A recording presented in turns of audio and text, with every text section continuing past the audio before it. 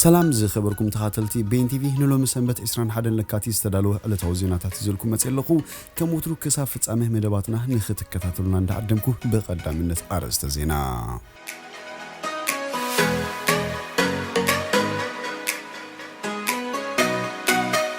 ኢትዮጵያ እንደው ወጥሪ ብዝምልከት ዘሃበቱ መግለጺ መስመሩ ዝሰሓቱ ይክብል ሚኒስትሪ ጉዳያት ሱዳን ገሊጹ እስራኤል ዕውት ክታበት ኮቪድ በመካድ ናይ ምንቅስቃስ እገዳታት ተፋኹስ ኣብ ቴክሳስ ለሊ 14 ሚሊዮን ሰባት ሕጽረት ጽሩይ ዝስተማይ አጋጢምዎም ፕሬዝዳንት ታንዛኒያ ህዝብ ታንዛኒያ ናይ 3 መዓልቲ ጾምን ጸሎትን ክገብሩ ጸዊዑ አብዶ አፍሪካ ንሓንቲ ነፍሰ ጾር ዝቀተለ ሰብ 20 ዓመት ክእሰር ከም ዝተፈረደን ካልእን ዝድህስ ዜናታት ሒዘልኩም መጽለኹ ሰናይ ናይ ምክታል ግዜ እንዳተመነኹ አብዛ ቻናል ድማ ናይ ወትሩ ተኸታተልቲ ንኽትኮኑ ሳብስክራይብ ክትገብሩ ብኽብሪ ዕድመኩም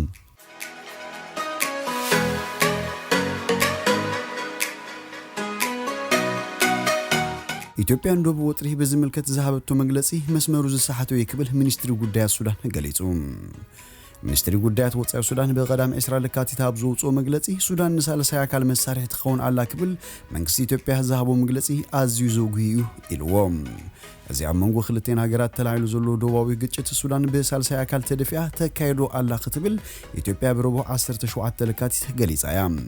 እንተኾነ በወገን ካርቱም ዝውሃብ ዘሎ ምላሽ ሱዳን ናይ ዝኾነ ሳልሳይ አካል መሳሪያ ከም ዘይኮነት በአንጻሩ ሰራዊት ኢትዮጵያ ዶብ ጥሒሱ አብዛአተወሉ ናይ አይነቲ ሀገር ሰራዊት ሒዙ ከም ዝመጸ ኩላትና ንፈልጦ ጉዳዩ ዝብል ከም ዝኾነ ወግዓዊ ልሳን መንግስት ሱዳን ጸብጺዩ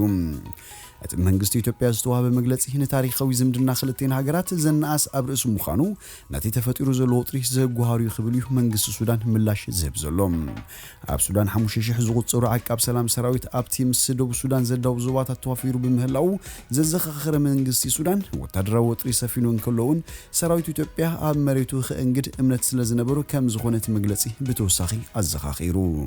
ካብ ዕለት ናብ ዕለት እናተጓሃረ ዝመጽ ዘሎ ወታደራዊ ወጥሪ ሱዳንን ኢትዮጵያን ነቲ ሰላምን ምርጋን ተሐሪሞ ዘሎ ዞባ ቀርን አፍሪካ ናብ ሓድሽ ናይ ኩናት ዞባ ኸይቅይሮ ስጋት ሓያሎ ወገናት ኮይነሎም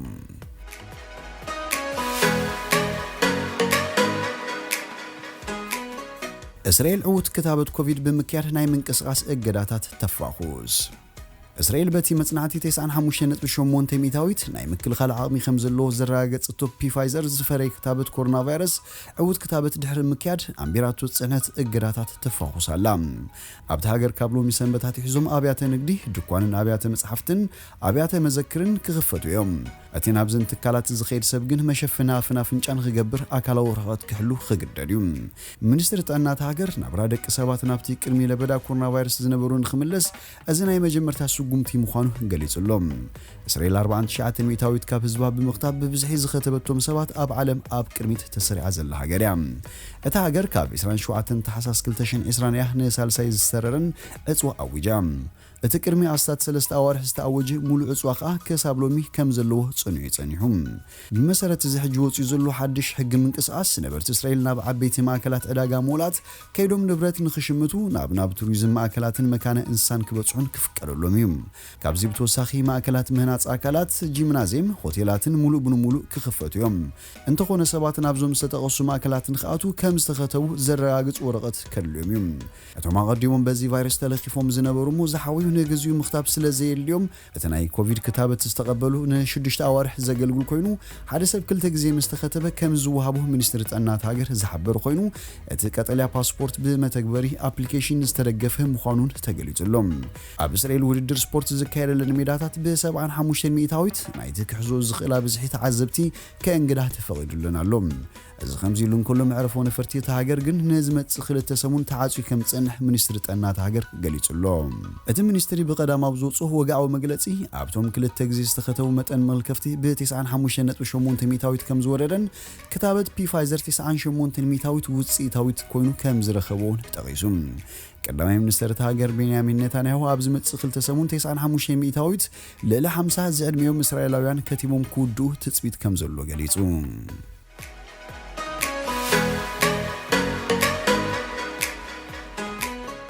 ኣብ ቴክሳስ አሜሪካ ለሊ 14 ሚሊዮን ሰባት ሕጽረት ጽሩይ ዝስተማይ ከም ዘጋጥሞም ተገሊጹ ኣብታ በሓያል ውርጭ ትጥቃዕ ዘላ ክፍለ ግዛት ቴክሳስ ልዕሊ 14 ሚልዮን ሰባት ጽሩይ ማይ ተሓሪሞም ከም ዘሎ ተሓቢሩ ነዚ ሲኡ ፕሬዝደንት ጆ ባይደን ኣብታ ክፍለ ግዛት ከቢድ ሓደጋ ከም ዘጋጠመ ብምጥቃስ ናብታ ክፍለ ግዛት እኹል ገንዘባውን ንዋታውን ሓገዛት ንምግባር ይዳሉ ከም ዘሎ ገሊጹ ብሰንኪቲ ዘሎ ብርቱዕ ዛሕለን ውርጭን ተቋሪጹ ጽንሐ ኣገልግሎት ኤሌክትሪክ እኳ ዳግማይ እንትተዓራረየ ኣብቲ ናይቲ ክፍለ ግዛት ማይ ዝጻረየሉ ቦታ ኤሌክትሪክ ስለዘይተዓረየ ግን ልዕሊ 14 ሚልዮን ሰባት ንሕጽረት ማይ ከም ዝተቓልዑ ተገሊጹ ፕሬዝደንት ጆ ባይደን ኣብ ዘቐረባ መዓልቲ ናብታ ክፍለ ግዛት ምብጻሕ ከም ዘካየድ ተገሊጹሎም እዚ ነተን ኣብ ደቡባዊ ክፋል ኣሜሪካ ዝርከባ ክፍለ ግዛት ዘናወፀ ውርጪ ክሳብ ሕጂ ልዕሊ 60 ሰባት ከም ዝቐተለ ክፍለጥ ተኻኢሉሎም ፕሬዝደንት ጆ ባይደን ብጀካ ኣብ ቴክሳስ ኣብ ኦክላሆማን ሉዚያናን ኣዋጅ ህጹጽ ግዜ ኣውጂ ይርከብ ብመሰረት ዋይት ሃውስ ዘውፅኦ መግለጺ ፕሬዝደንት ጆ ባይደን ነተን በዚ ብርቱዕ ቁርን ወርጭን ተሃስየን ዘለዋ ክፍለ ግዛት ገንዘባውን ንዋታውን ሓገዛት ንኽወሃብ ባጀት ኣጽዲቁለናሎም እቲ መግለጺ በዚ ውርጭ ዝተሃስያ ክፍለ ግዛት ግዝያዊ መጽለሊ መጸገኒ ዝዓነው ኣባይቲ ኢንሹራንስ ዘይብሎም እሞ በዚ ውርጭ ንብረቶም ዝዓነዎም መትከሊ እግሪ ኮይኑ ዝውዕል እዩ ኢሉ ፕሬዝደንት ጆ ባይደን ኣብ ቴክሳስ ዓበይቲ ዝኾና ከም ሂውስተን ኦስቲን ዳላስን ዝኣመሰላ ከተማታት ምስ ከንቲባትን ብምዝራብ እቲ ካብ መንግስቲ ዝድለ ሓገዛት ኣብ ምንታይ ዘተኮረ ክኾን ከም ዘለዎ ከም ዝተመያየጠ ተገሊጹ ብጀካብ ክፍለ ግዛት ቴክሳስ ኣብተን ኣብ ደቡባዊ ሸነኽ ኣሜሪካ ዝርከባ ክፍለ ግዛቱን ሕጽረት ማይ ኣጋጢሙ ከም ዘሎ ይግለጽ ኣብ ቴክሳስ ኣጋጢሙ ዘሎ መጠኑ ዝሓለፈ ዛሕሊ ኣብ ዝሓለፈ 10 ዓመታት ኣብ ኣሜሪካ ዘይተራእየ ከም ዝኾነ ጸብጻባት ይገልጹ ኣብታ ክፍለ ግዛት መጠን ዛሕሊ -18 ዲግሪ ሴንቲግሬድ በፂሑ ነይሩ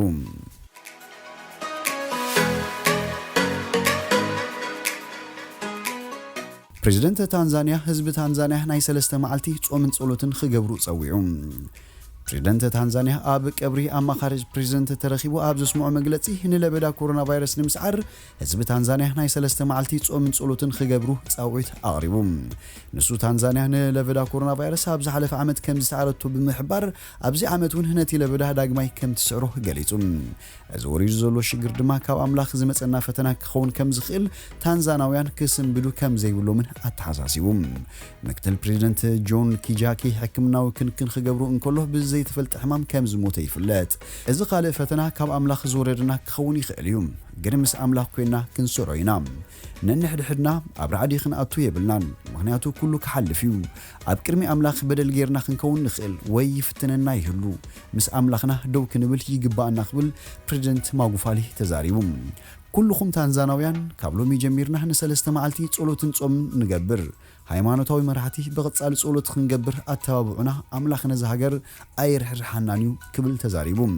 መንግስቲ ታንዛንያ ንለበዳ ኮሮና ቫይረስ ኣብ ትሕቲ ቁጽር ኣእትዩ ከም ዝነበረ ክገልጽ ጸኒሑ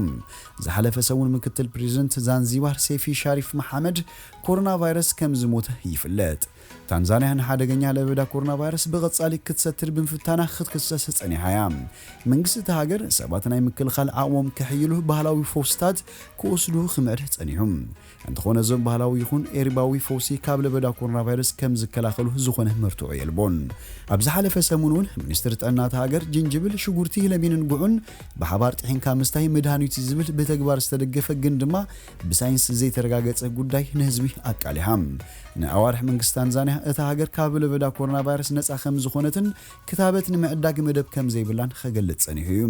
ካብዚ ብዝብገስ ኣብታ ሃገር ዘሎ ሓቀኛ ምስሊ ዝርግሐ እቲ ለበዳ ምፍላጥ ኣጸጋሚ ኮይኑሎም ብዛዕባ እዚ ቫይረስ ኣዊሎም ድምጾም ዘስምዑ ሰባት እውን ኣዝዮም ውሕዳት ከም ዝኾኑ ይግለጽ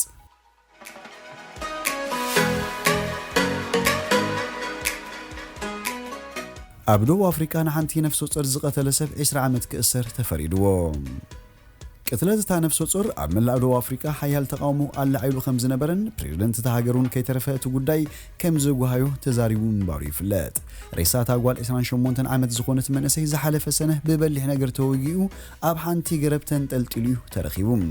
ሚካይስ ማለፎን ዝተባህለ ወዲ 31 ዓመት ነቲ ቅትለት ከም ዝፈጸሞን ገበነኛ ምዃኑን ኣብ ጆሃንስበርግ ኣብ ዝርከብ ቤት ፍርዲ ተኣሚኑ እዩ ንሱ ከም ዝሓበሩ ዓርክቲ መንእሰይ ክቀትላይሉ ከም ዝኸፈሉ ኸሲሱ ፖሊስ ድማ ነቲ ሰብኣይ ኣብ ቀይዲ ኣእትዩ ከም ዘሎ ኣፍሊጡ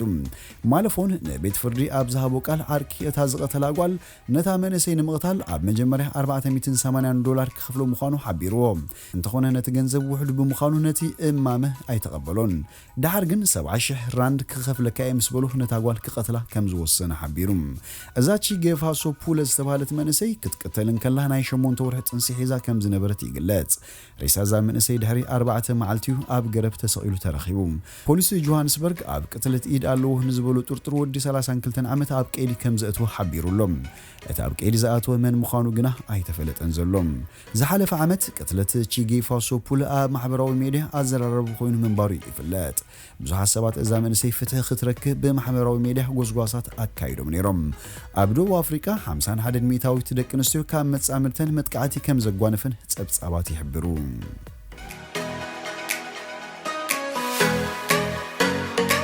ዝኸበርኩም ተኸታተልቲ ቤን ቲቪ ሎሚ ዝብልናዮ መሰናዶና ኣብዚ ወዲና ኣለና ምሳና ስለ ዝጽናሕኩም ብልቢ ነመስግን ሰናይ ንዓኹም